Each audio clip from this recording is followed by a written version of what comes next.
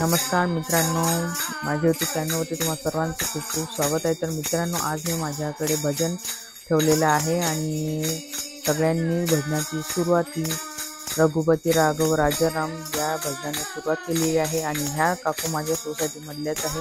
खूप दिवसापासून इच्छा होती भजन ठेवायची, पण ते काही कारणामुळे टाळत होतं, पण आज मी भजन ठेवलेलं आहे आणि हे भजन तुम्ही शेवटपर्यंत नक्की बघा। तुम्हाला खूप मजा येणार आहे, यामध्ये तुमचा दिवस अगदी प्रसन्न जाणार आहे। ते काकूंनी जोगवा, गोंधळ आणि देवीचे गाणे खूप छान पद्धतीने म्हटलेले आहे आणि व्हिडिओवर चॅनलवरती नवीन असाल तर प्लीज चॅनलला लाईक, सबस्क्राईब आणि शेअर करायला विसरू नका। व्हिडिओ शेवटपर्यंत नक्की बघा, नक्कीच तुम्हाला हा व्हिडिओ आवडेल।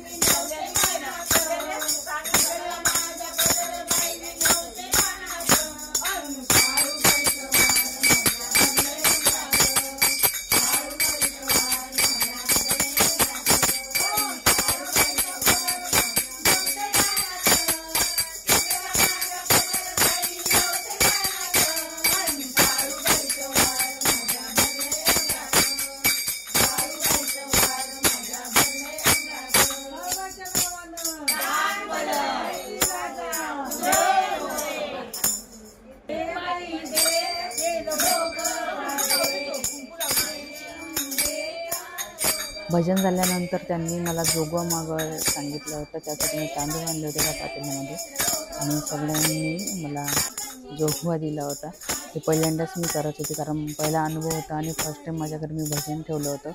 सगळ्यांनी मला हळदी कुंकू लावलं आणि माझ्या पदरामध्ये सगळ्यांनी तांदूळ टाकत होते, त्याच्यामध्ये पैसे ठेवत होते आणि अशा प्रकारे ते मला जोगवा मागायला लागत होते. आणि खूप मला माझ्यासाठी फर्स्ट टाईम होतं ह्या सगळ्या गोष्टी आणि खूप मजा आली मला.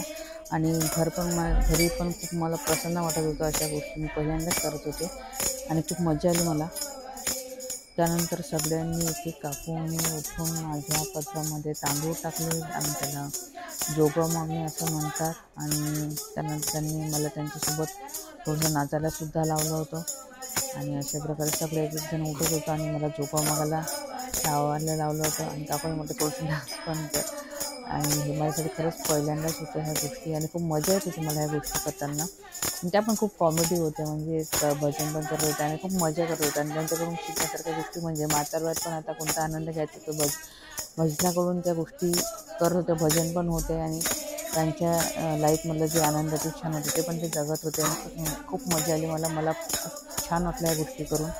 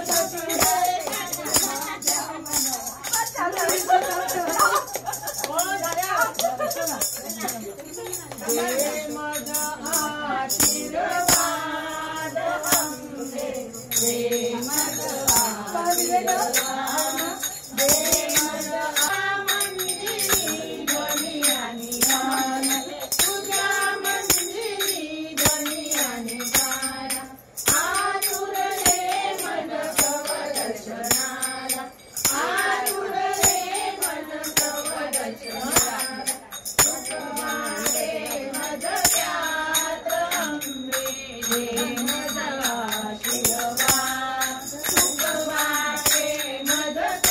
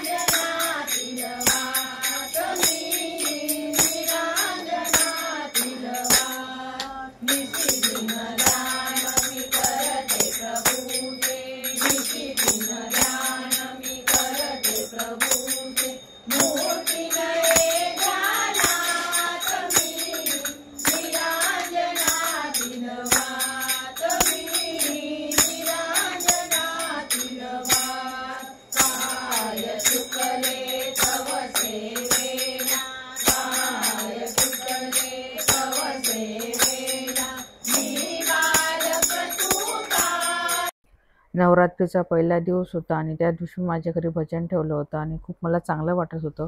आणि खूप ज्या काकू होत्या भजन मंडळाच्या त्याच्यामध्ये वयस्कर लेडीज पण होत्या, काही कमी वयाच्या होत्या, पण तरी सगळेजण मस्त मनसोक्तपणे आनंद घेत होते. आणि मला पण खूप छान वाटत होतं, कारण की इतकं चांगलं प्रसन्न वातावरण झालं होतं ना माझ्या इथलं. माझ्या मुलीला पण छान वाटत होतं, ओजस्वीला पण चांगलं वाटत होतं, याशीला पण छान वाटत होतं आणि खूप मजा आली त्या दिवशी. आणि त्या दिवशी पहिला दिवस असल्यामुळे सगळ्यांनी येलो कलरच्या साड्या घातल्या होत्या आणि मस्तपैकी नटून-थटून सगळ्याजणी त्या काकू आल्या होत्या आणि खूप कॉमेडी पण करत होत्या. नुसतं भजन करून म्हणजे नुसतं बोर करत नव्हत्या, कॉमेडी पण करत होत्या, डान्स पण करत होत्या.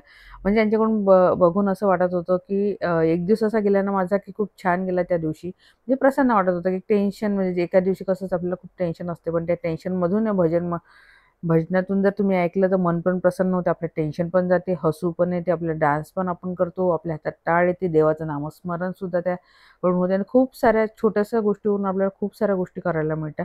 हे खरंच खूप मोठी गोष्ट असते. छोटंसं भजन मंडळ पण ते सुद्धा आपल्या घराला एक प्रसन्न करून जाते. सगळ्यांचे गप्पा-टप्पा चालू होत्या आणि सगळ्यांना मी चहा-पाणी करून सगळं झालं होतं. आता सगळेजण थांबले होते, कारण सगळं जोगा वगैरे मागून झाला होता, गवळण वगैरे सगळं झाली होती. आणि सगळेजण खूप बोलत होते, की आता उद्या कोणाकडे करायचं भजन, कारण की त्यांची ते शेड्यूल लागले असतं ना, उद्या कोणाकडे करायचं, काय करायचं. त्यांना आधीच सांगून ठेवल्यामुळे त्यांनी पहिल्या दिवशी माझ्या घरी ठेवलं होतं आणि खूप छान वाटलं मला त्या करून. त्या खूप छान होत्या सगळ्या काकूंनी, मस्तपैकी त्यांनी तयारी करून आल्या होत्या आणि खूप छान भजन म्हटले त्यांनी आणि खूप छान वाटलं मला. त्यानंतर आम्ही त्यांना फराळाचं दिले. त्या दिवशी पहिल्याच नवरात्रीचा पहिला दिवस असल्यामुळे मी त्यांना साबुदाणा खिचडी, चिप्स आणि केळीचं असं त्यांना म्हणजे उपवासाचं त्यांना सगळं दिलं होतं आणि सगळ्यांनी त्याचा आस्वाद पण घेतला.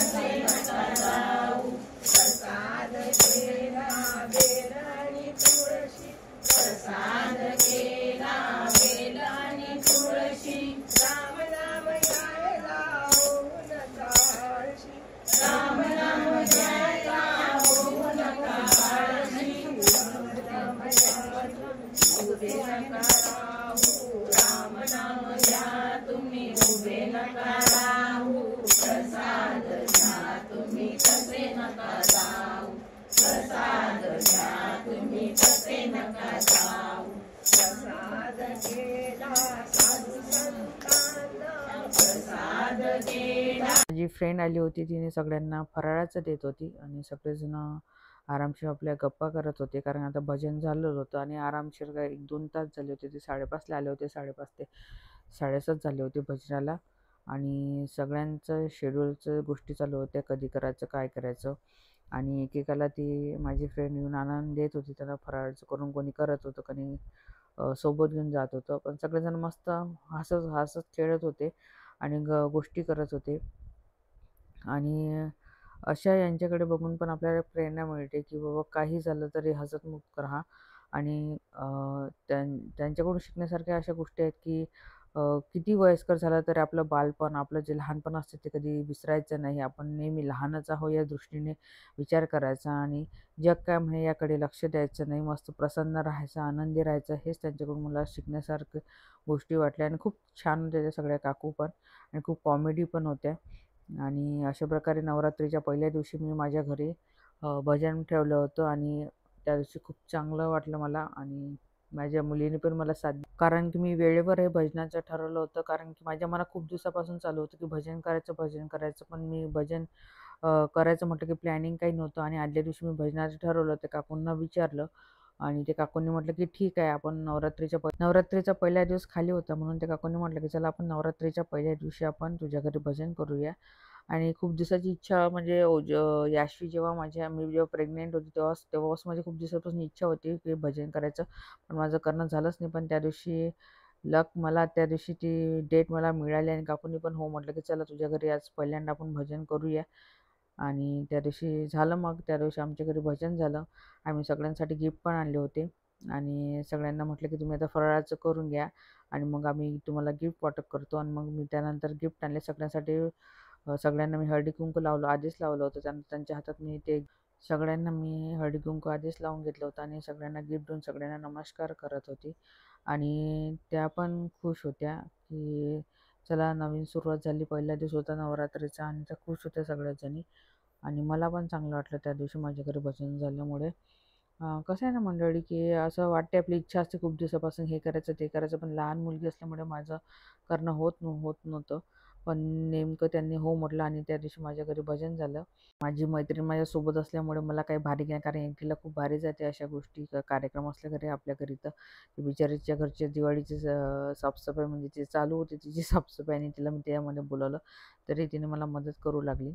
आणि वेळोवेळी प्रसंगी जो आपली मदत करू लागते तोच आपला खरा मित्र असतो. आणि ती नेहमीच मला मदत करू लागते आणि प्रत्येक गोष्टीमध्ये ती मला मदत करते आणि मी पण तिला मदत करते आणि अशी आमची मैत्री आहे. आणि अशाच प्रकारे आपण आपल्याकडून काहीतरी चांगल्या गोष्टी व्हाव्यात आणि त्यामध्ये एखाद्याची साथ आपल्याला लाभली तर ते फारच मला चांगलं वाटते त्या गोष्टी. आणि मी सगळ्यांना हे गिफ्ट दिल्यानंतर सगळ्यांनी मला आशीर्वाद पण दिले आणि सगळ्यांनी म्हटलं खूप गोड आहे तुझ्या मुली. आजचा व्हिडिओ तुम्हाला कसा वाटला मला कमेंट करून नक्की कळवा आणि असेच नवनवीन व्हिडिओ पाहण्यासाठी चॅनलला लाईक करा, सबस्क्राईब करा आणि शेअर करायला विसरू नका. धन्यवाद.